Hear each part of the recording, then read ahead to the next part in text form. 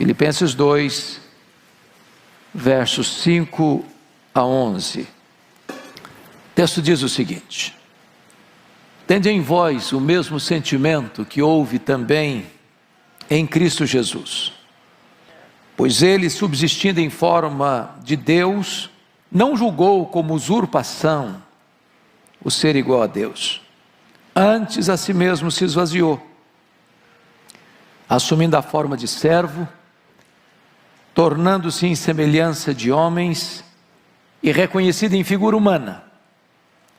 A si mesmo se humilhou, tornando-se obediente até a morte, e morte de cruz. Pelo que também Deus o exaltou sobremaneira, e lhe deu o nome que está acima de todo nome, para que ao nome de Jesus se dobre todo o joelho, nos céus, na terra e debaixo da terra, e toda língua confesse que Jesus Cristo é Senhor, para a glória de Deus Pai. Amém. Meus amados, o apóstolo Paulo, o escritor desta carta, que estava preso em Roma ao escrevê-la, ele retrata para nós aqui que ele era pastor e teólogo, porque ele escreve nesse texto, talvez a porção mais excelente da cristologia de todo o Novo Testamento, comparada talvez a Colossenses capítulo 1 e a Hebreus capítulo 1, mas ele trata desta porção tão sublime da cristologia com objetivo pastoral, com propósito pastoral. Ele estava informado de alguns problemas de relacionamento dentro da igreja de Corinto, da igreja de Filipos, irmãos que estavam na igreja pensando neles mesmos, ou no seu grupo, no seu partido, dentro da igreja. E ele então, para corrigir esses conflitos e essas tensões de relacionamento, evoca 4 modelos, 4 exemplos, para os crentes olharem, observarem, para corrigirem esse sentimento de egoísmo e de partidarismo que estava prevalecendo dentro da igreja. E o primeiro exemplo que Paulo cita, o exemplo de Cristo, no capítulo 2, verso 5, tende em vós o mesmo sentimento que houve também em Cristo Jesus. O segundo exemplo que ele cita é o seu próprio exemplo, capítulo 2, verso 17, entretanto, mesmo que eu seja eu oferecido por libação, sobre o sacrifício e serviço da vossa fé, alegro-me, com todos vós me congratulo.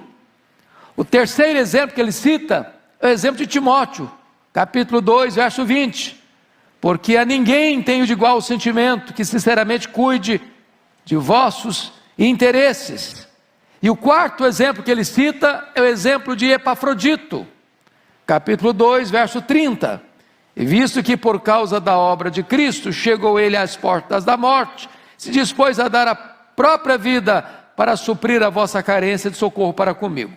Se vocês notaram, nos 4 exemplos que ele cita, o de Cristo, o dele mesmo, o de Timóteo e o de Epafrodito, a postura foi de abnegação, foi de autossacrifício, foi de pensar no outro mais do que pensar em si mesmo.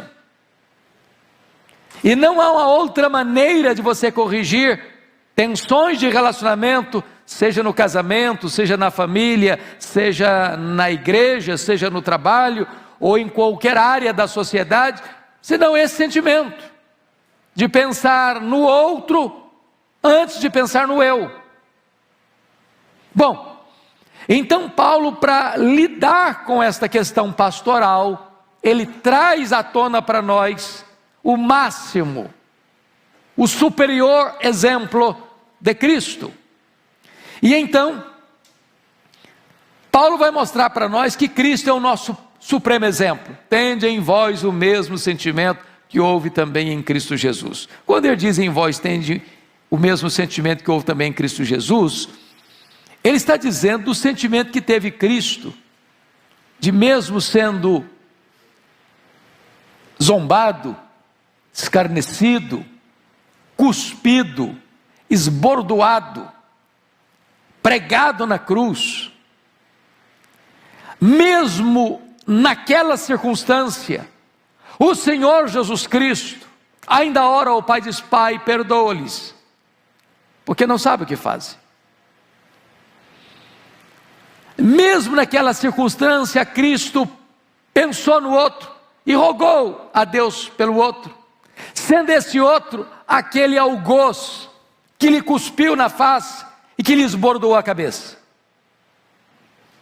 Pois bem, dito isto, eu gostaria que nós entendêssemos nesse espírito de Natal, porque estamos celebrando o Natal de Jesus, olhar nesse texto dois momentos fundamentais da vida de Cristo.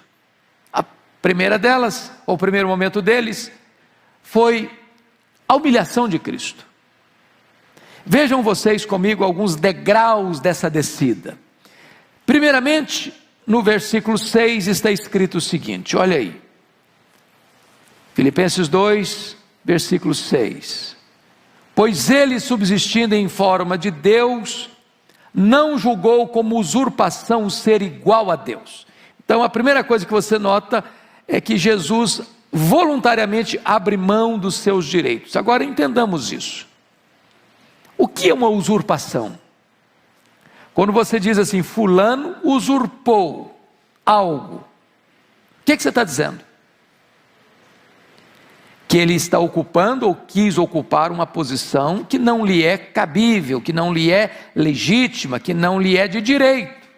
Está usurpando, ocupando aquela posição sem direito, sem legitimidade, de forma, às vezes, desonesta.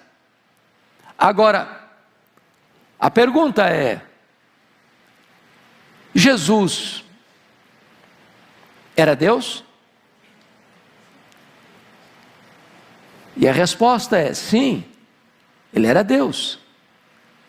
Antes que houvesse mundo, ele era Deus. Antes da criação do universo, ele era Deus. Antes que existisse todas as coisas, ele já tinha plena comunhão e honra e glória com o Pai, lá nos refolhos da eternidade. Então, se ele requeresse todos os direitos plenos da sua divindade, isso não era usurpação, era direito. Mas mesmo tendo direito, ele abre mão, ele renuncia direitos, para mostrar para nós o máximo exemplo de renúncia e de abnegação. E claro que Paulo aplica isso à questão pastoral de relacionamentos. Porque qual a maior causa dos conflitos nossos relacionais? Não, mas eu estou no meu direito, mas eu não abro mão do meu direito, mas eu não cedo, mas eu não perdoo. Fui eu que fui humilhado, fui eu que fui prejudicado, fui eu que fui injustiçado. Agora vamos entender que ele, subsistindo em forma de Deus, não julgou como usurpação ser igual a Deus. O anjo de luz, Lúcifer, sendo criatura e a mais exaltada delas, não se contentou em ser criatura, quis ser igual ao Criador. Ou o homem, Adão, colocado no Éden, como gestor de toda a obra da criação, sobre as aves do céu, sobre os animais da terra, sobre os peixes do mar. Ele não se contentou em ser líder, ele quis ser igual a Deus. E Jesus, sendo Deus, não julgou como usurpação ser igual a Deus. Então a primeira coisa que Paulo trata para nós acerca de Cristo é que ele é o máximo exemplo para nós de renúncia, de abrir mão de direitos. Agora vamos ao segundo degrau desta descida, desta humilhação. Veja você comigo, no versículo 7. Antes a si mesmo se esvaziou. Agora preste bem atenção no termo. Ele não foi esvaziado, ele se esvaziou. Ninguém tinha poder de esvaziá-lo, ele se esvaziou. Mesmo quando os homens o chamaram de endemoniado, de beberrão, isso não o atingiu, isso não o afetou, isso não mudou a natureza dele. Se as pessoas falarem mal de você, ou acusarem você, tem duas opções: ou isso é verdade ou isso é mentira. Se falarem mal de você, se for mentira, isso não atinge você, é mentira. Se as pessoas falarem mal de você e elas tiverem razão, você não tem que ficar irritado, porque elas têm razão, é verdade. Não era o caso de Cristo. Os homens chamaram a Jesus de endemoniado, de beberrão. Isso não afetou porque ele não era isso. Ninguém pode esvaziá-lo, mas ele a si mesmo se esvaziou. Agora, o que significa isso? Que ele abriu mão da divindade dele? Não, ele nunca deixou de ser Deus. Porém, ele abre mão de privilégios, daquela honra e glória que ele tinha com o Pai, antes da fundação do mundo, de estar lá na glória, cercado de anjos, querubins e serafins, que o adoravam e o serviam. E ele se esvazia, sendo ele transcendente, nem os céus dos céus podendo contê-lo, e ele se esvazia a ponto de se transformar num zigoto, num embrião, num feto, num bebê que nasce de uma virgem, enfaixado em panos, deitado numa manjedoura. Ele se esvazia a ponto de ser do santo, se fazer pecado, sendo bendito eternamente, se fazer maldição, de não tendo nenhum ponto de culpa em relação à lei, assumindo o nosso lugar, carregando sobre o seu corpo no madeiro os nossos pecados, ter que sofrer a sanção da lei, porque o salário do pecado é a morte, e ao se fazer pecado por nós, a lei exigiu a morte dele. Tudo isso está embutido nessa palavra: a si mesmo se esvaziou, renunciou suas riquezas, sendo rico, diz 2 Coríntios 8:9, ele se fez pobre, criador e dono de todas as coisas, nasceu num berço pobre, foi deitado numa estrebaria, cresceu numa carpintaria, não tinha onde reclinar a cabeça, e morreu numa cruz, precisou de um túmulo emprestado para ser sepultado. Ele se submete plenamente ao Pai, para cumprir a vontade do Pai. Ele se esvaziou. E a pergunta eu lhe faço agora, aplicando pastoralmente, porque era essa a intenção do apóstolo Paulo, nas lidas, nas tensões e conflitos interrelacionais com as pessoas, eu pergunto a você: quando foi que você renunciou? Quando foi que você abriu mão de alguma coisa? Quando foi que você não reivindicou os seus direitos e abriu mão? Cristo é o nosso exemplo. Mas Cristo desce a um terceiro degrau. Olha comigo o versículo 7. Ele não só se esvaziou, mas ele assumiu o quê? A forma de servo. Haviam 3 palavras no grego para servo. a palavra diáconos, a palavra doulos e a palavra hupereta. O servo era o doulos, era o escravo da orelha furada, propriedade do seu dono. E ele sendo o rei dos reis, e ele sendo o senhor dos senhores, ele se esvazia a ponto de se transformar um servo. E ele deixou isso claro: eu não vim para ser servido, eu vim para servir. E ele inverte a pirâmide, porque no mundo, quem é importante? É quem tem muitas pessoas a seu serviço.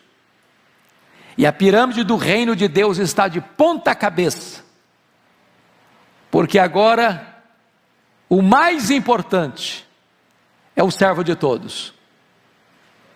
Se você quer ser grande no reino, você vai ter que servir, porque o seu Senhor veio para servir. Me permita um exemplo bíblico para ilustrar. Lá no cenáculo, quando os discípulos estavam ao redor da mesa para participar da Páscoa, não se assentava à mesa sem lavar os pés, sem lavar as mãos, até porque eles não tinham sapatos fechados como os nossos, e as estradas eram empoeiradas, até porque Jerusalém está dentro de um deserto, certamente as ruas não eram asfaltadas, e quando se assentaram, tinha até uma bacia, tinha até água, tinha até toalha, mas não tinha nenhuma disposição de nenhum dos discípulos de exercer o papel de doulos, de servo. E eles se assentaram à mesa assim mesmo. E na medida em que eles sentaram, eles começaram a conversar entre eles, quem era o maior, quem era o mais importante, quem tinha mais prestígio. Esse é o papo do ser humano, não? Feira de vaidades, passarela das vaidades. Quando Jesus se levanta, se cinge com a toalha, pega uma bacia e começa a lavar os pés dos seus discípulos. E eu imagino o constrangimento. A Bíblia não conta todo o registro, porque ela não tem esse propósito de descer a detalhes, mas destaca, por exemplo, a reação de Pedro. Tu me lavarás os pés a mim? E Jesus diz: o que eu faço agora tu não entendes, entendê-lo-ás depois. E ele, perplexo, chocado, disse: não me lavarás os pés, eu não vou permitir isto, que tu te humilhes a esse ponto. E Jesus disse: se eu não te lavar os pés, tu não tens parte comigo. E ele responde: então o senhor lava os pés, o senhor lava as mãos, o senhor lava a cabeça. Aí Jesus: você não está entendendo nada, todos vocês estão limpos, exceto um que era Judas Iscariotes, só basta lavar os pés. Mas terminada essa cerimônia, Jesus retorna à mesa e diz assim: vós me chamais o Mestre e o Senhor, e fazeis bem, porque eu sou. Mas eu vos dei o exemplo. Em outras palavras, você que é mestre, você que é Senhor, sirva, se você quer imitar a Cristo, se você quer ser um cristão. Quanto mais alto for sua posição, mais humilde deve ser a sua posição de serviço. Se nós adotássemos esse exemplo de Cristo, os nossos problemas pessoais e interpessoais seriam resolvidos. A vaidade estaria fora de cena e a humildade assentada no trono. Mas Jesus vai além e desce ao último degrau da humilhação. Confira comigo o versículo de número 8. A si mesmo se humilhou, tornando-se obediente até a morte, e morte de cruz. Meus irmãos, aqui é o último degrau da humilhação, porque a Bíblia diz que a morte de cruz era uma morte o quê? Maldita. Só os malditos, a pior classe de gente, recebia esse tipo de morte, de penalidade. E Jesus Cristo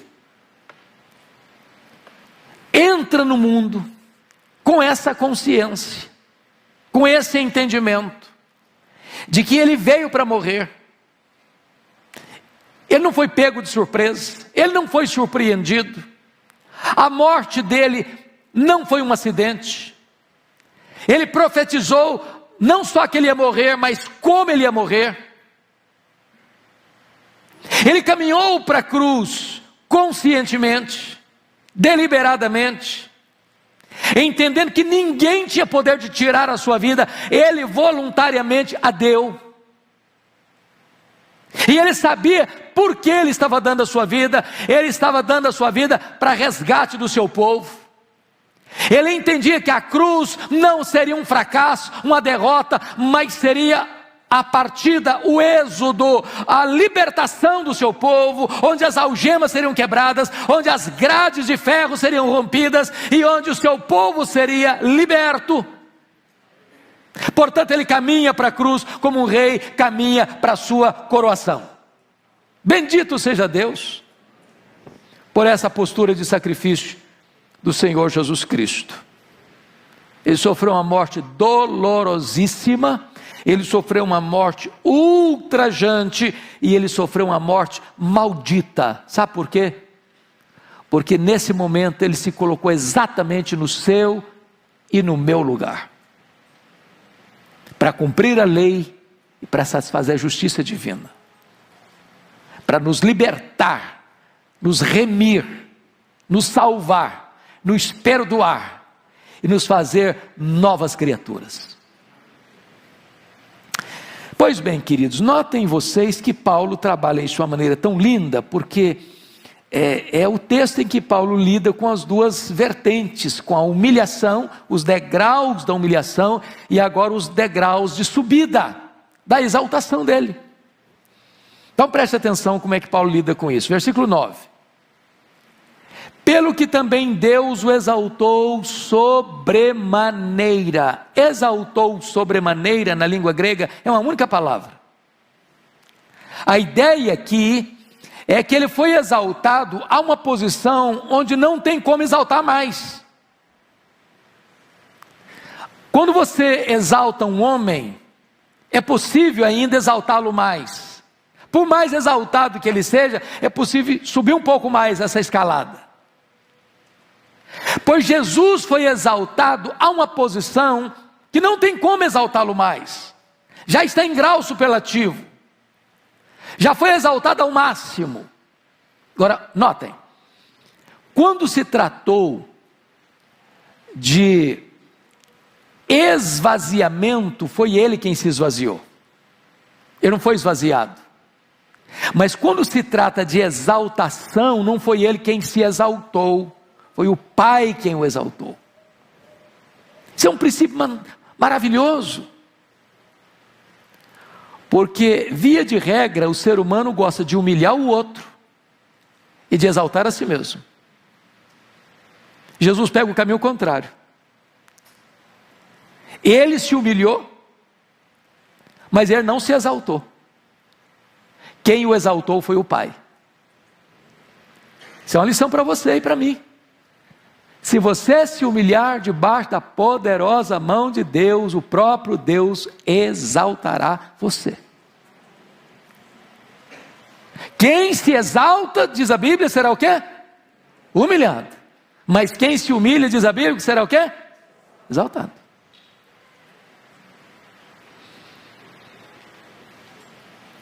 Agora, talvez você pergunte, de que maneira Deus o exaltou sobremaneira? Quais são os passos dessa exaltação? Primeiro, Deus o ressuscitou. Segundo, ele foi ascendido às alturas, aos céus. Terceiro, ele assentou-se à destra da majestade. Então Deus o ressuscita, Deus o eleva, Deus o entroniza, Deus o exalta, publicamente. Obra de quem? Do Pai. Vejam vocês, que nessa exaltação, Diz o texto que ele recebe, como emblema dessa exaltação, um nome. Deus o exaltou sobremaneira e lhe deu o nome que está acima de todo nome. Eu chamo a sua atenção para isso, porque Jesus recebe este nome que é sobre todo nome, primeiro, diz a Escritura, por herança. Por herança, está lá em Hebreus 1,4. Segundo, Jesus recebe esse nome por doação, está escrito aqui, e Deus lhe deu o nome que é sobre todo nome. Terceiro, ele recebe esse nome por conquista. Por conquista. E este nome, irmãos, é o nome que está acima de todo nome. Tem nome grande, tem nome extraordinário, tem nome de gente rica, tem nome de gente sábia, tem nome de gente poderosa, tem nome que traz pavor e medo, mas Jesus recebeu o nome que está acima de todo nome. Nesse nome nós somos salvos, nesse nome nós somos perdoados, nesse nome você ora e Deus responde a sua oração, nesse nome você ora pelos enfermos e os enfermos são curados, nesse nome você ordena aos demônios e eles saem das pessoas e as pessoas são libertas. Esse é o nome que está acima de todo nome, é o nome de Cristo, é o nome do nosso amado Redentor. Mas notem,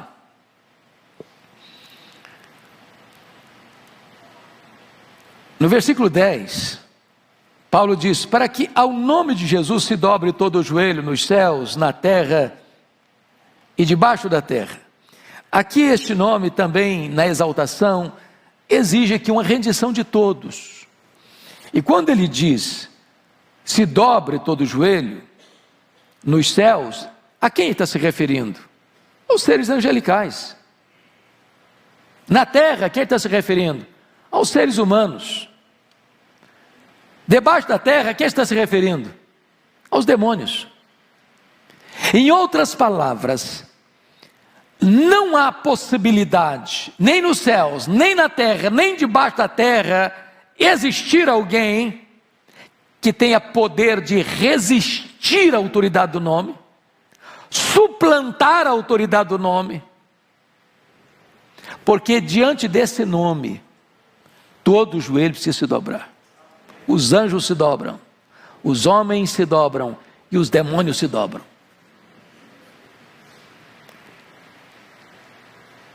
É claro que talvez você argumente, bom, mas ainda há pessoas hoje que zombam do nome de Jesus, que escarnecem no nome de Jesus, e está acontecendo todo dia, toda hora. Na mídia, na imprensa, na literatura, no teatro, nas passarelas de carnaval, nos parlamentos, nas cortes, entre as nações. Talvez hoje você diz, mas parece que isso aqui não está acontecendo, porque o nome de Cristo é escarnecido todo dia, é zombado todo dia.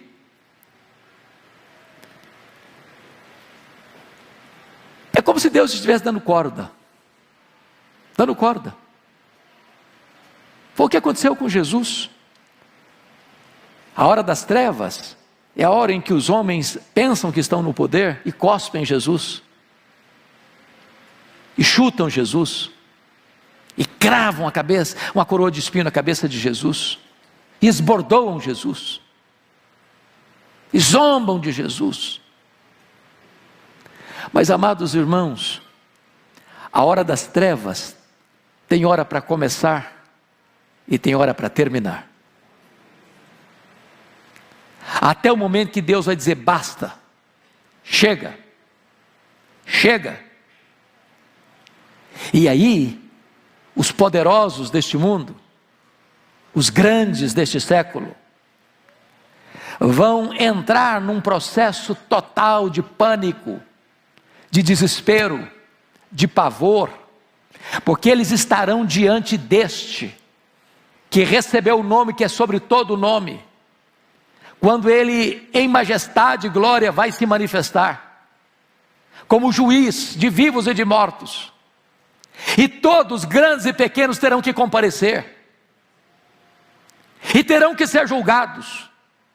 E a cena do juízo é tão dramática que os homens vão querer que os montes caiam sobre eles. Eles, com as pernas bambas, vão querer se esconder nas cavernas mais escuras.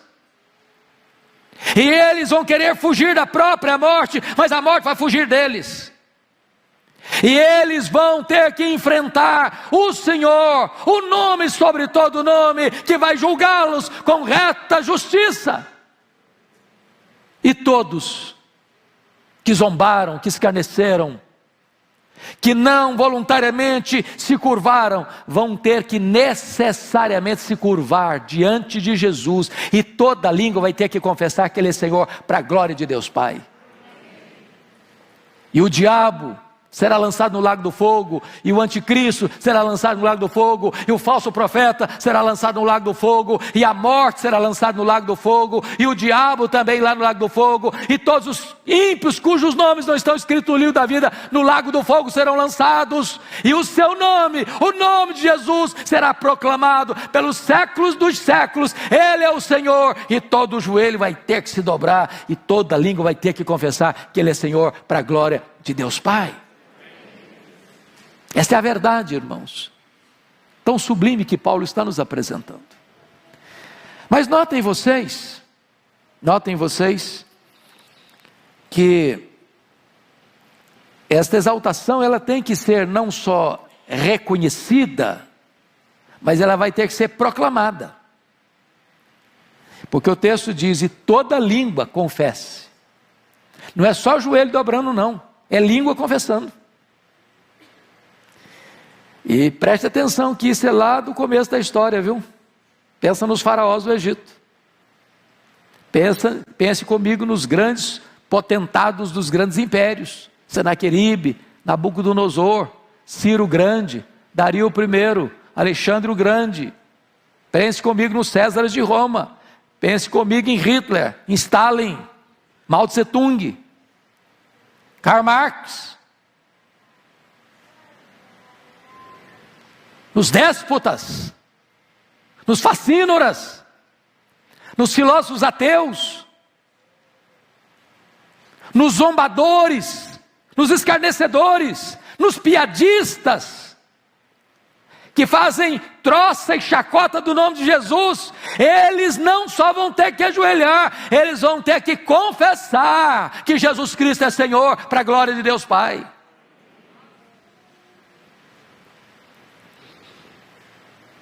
Agora, o que eu acho, e eu termino aqui, que me impressiona no texto, é que a exaltação de Jesus é concluída no momento em que Ele, ao receber toda a glória, devolve a glória para o Pai.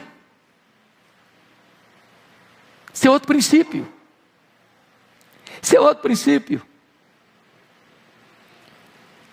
Às vezes alguém reconhece o seu valor, proclama seus feitos, e ao receber isso, não fique com isso para você, devolva para Deus, porque dele, e por meio dele, e para ele, são todas as coisas. A Ele, pois, glória pelos séculos dos séculos. Amém. Que Deus nos ajude neste tempo de Natal, de celebração, a nos voltarmos para as Escrituras, para compreendermos quem é o nosso amado, glorioso Salvador. Ele é o nosso exemplo maior. Ele é o nosso paradigma e modelo maior. Tanto na humilhação, quanto na exaltação. Ele se humilhou, mas Ele foi exaltado. E ao ser exaltado, Ele devolve a glória para o Pai que o exaltou. Que esse mesmo sentimento habite hoje plenamente no seu, no meu, no nosso coração.